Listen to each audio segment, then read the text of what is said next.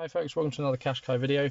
Today we're going to do a video on the satellite navigation system. Now I'm going to have to split this into two parts because there is so much to talk about and so much to show you in regards to the navigation system.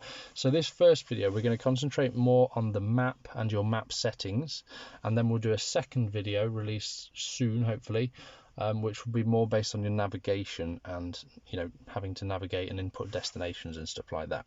So like I say, this first one's going to be on the map. And just to clear things up, this is a 2014 1.5 DCI Tecna J11 model Qashqai. This sat-nav, or this media unit, is also in a few other models such as the X-Trail and the Duke, I believe. So you may be able to find some similarities between the two. So yeah, what we're going to do is the map first, because that's what we're on here.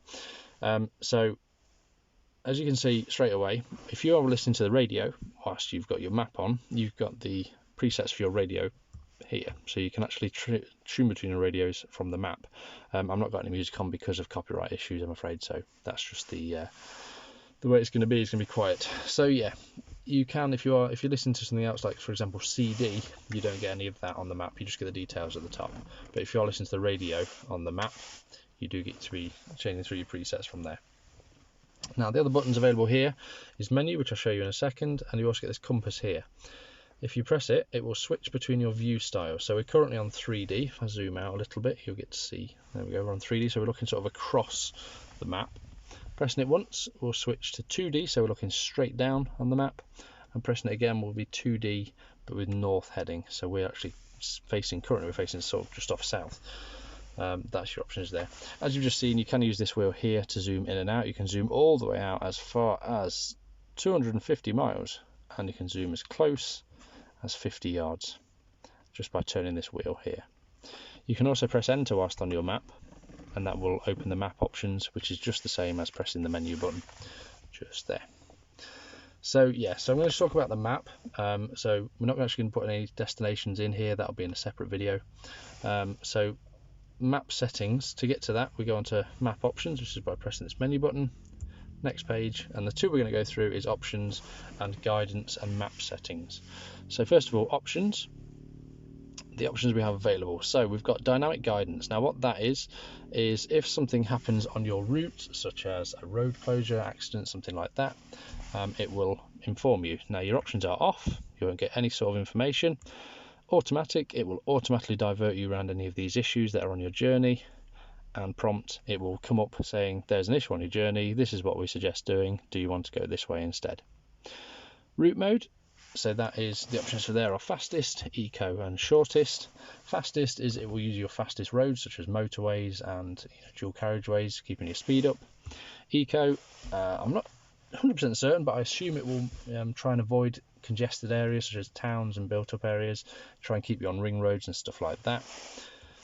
And shortest is literally the shortest journey in distance, so you might end up going through some strange back out and back routes and things like that one. I currently have it on fastest. Next to your minimize options, so if you don't particularly want to use motorways, you got on and off. If you don't particularly want to use toll roads, on or off. Same with ferries, train transport and unpaved roads. They're just down to your personal preference. And finally, avoid seasonal roads are roads that may be closed during perhaps heavy winter, heavy snowfall, things like that. That's this option here. So you've got never, when closed, always. So never, it will never avoid seasonal roads.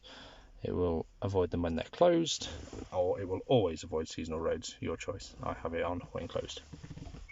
Going back from there, so into guidance and map settings, another bit of an in-depth one.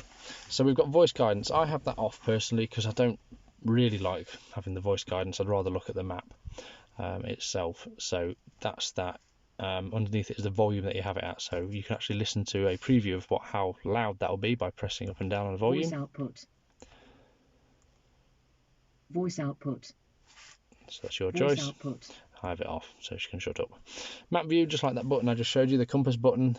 These two, map view and map orientation, you can change them from there, so 3D or 2D. Your map orientation, I pressed the button by accident there, sorry. Your map orientation is only available in 2D mode. In 3D it's always the way you're heading. Also auto zoom, so that your options are never, always, or on with guidance. Your auto zoom is down to how fast you're going. Obviously, if you're going down the motorway at 70 miles an hour, you're going to approach junctions quicker, so it needs to zoom out so you can see those junctions coming up. In my opinion anyway, you can have that so it doesn't, it will just be at whatever zoom you've put it on from that turning that knob there. Always, it will always zoom out as you go faster, and on with guidance it will zoom out if you've currently got a navigation in progress. I have it on always.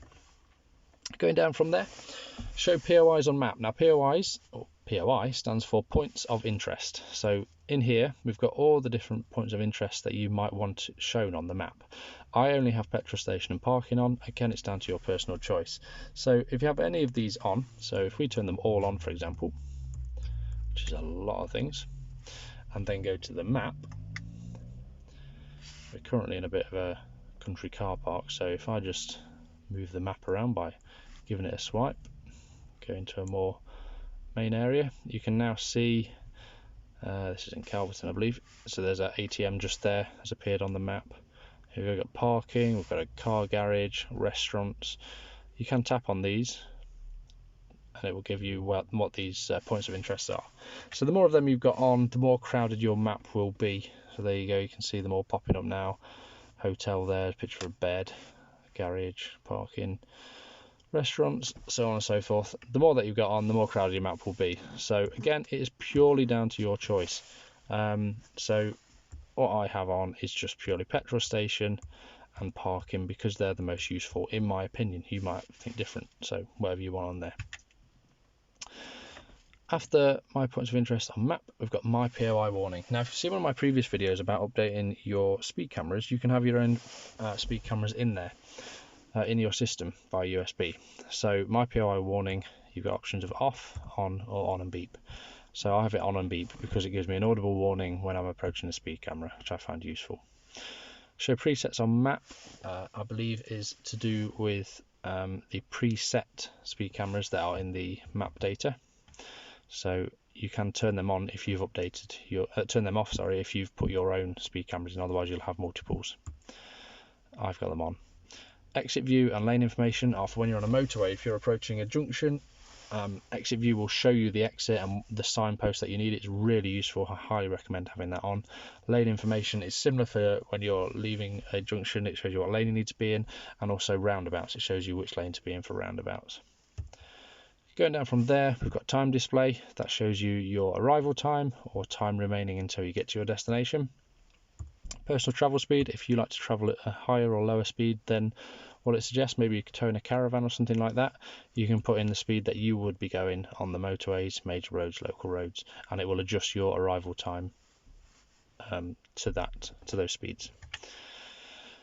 And so speed warning for current, I believe that's the current road. So if you are going over the speed limit, you can have no warning, you can have a warning on the screen, and you can have a beep warning you about it. And finally, your distance units, you can have in miles or kilometers. So that's it in regards to the map.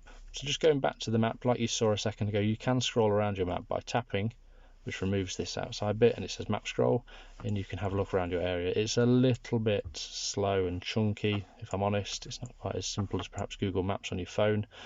But then if you were near a place and you wanted to go somewhere, let's say I wanted to go, so go to this road here, I want to go to that junction, you can tap on that junction, puts a flag there, okay, and you can start guidance. Like I said, guidance is going to be in the second video because there's just so much to talk about. So yeah, from the map, that's kind of it. I'm just going to show you about the display you can have on your dashboard. Now to do that, I'm just going to start navigating to somewhere nearby. Ignore this, I'll explain it more in the next video. So I'm just going to go to this parking place nearby. Start. So once it's started, I'm just going to start the engine. I've got some examples here of what I've just gone through, by the way. So the speed limit's there. You can tap this one between estimated time of arrival or how long it will take you to get there, and that one, continue to follow the road, gives you an audible warning. Now the heads up display that you can have above your into your central display, pretty low on fuel, let's use that. You can tab to it using your up and down arrows, and go all the way down. There we go. So that's navigation. That is the screen that's telling you where to go. So because I'm on a unpaved road, it's not showing me the name actually above it. It would say, you know, David Lane or whatever up there, what road you're going on. If you come into a roundabout, it would show which exit you need and where to go, and what your next turn would be and the name. So that's on there. If you haven't got that on, I will show you how to bring that onto your screen. You go into your settings, you go into display settings, content selection, and the one that you're looking for is navigation. So that's that. So that's it for now, guys. Like I said, it's because the navigation system is just so in depth on these. A lot of people ask questions in regards to updating them.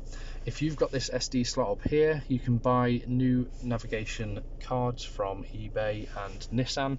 It's a heck of a lot more expensive to buy them from Nissan, so I do recommend you have a look on eBay for newer cards. To change them, it's as simple as just putting your nail under there and pulling this flap open. And then I'm not going to do it because it's running. You just push at that card, it's on like a spring, you push it and it will eject the card and put the new card in. It will update and do everything itself. Dead easy to do. Maybe worth updating that and buying a new card perhaps every few years or so, or if you notice that, you know, key roads around you are missing. But that's it for now, guys. I am going to do another one which will focus more on navigating and inputting destinations and points of interest and stuff like that. But it's going to be a really long video, and I don't want to bore you, quite simply. It would be probably the best part of a half-an-hour long video, so look for that in the future. But that's it for now, guys. As usual, please consider liking the video and subscribing to me. I really appreciate it when you do, and I shall see you in the next video. Thank you.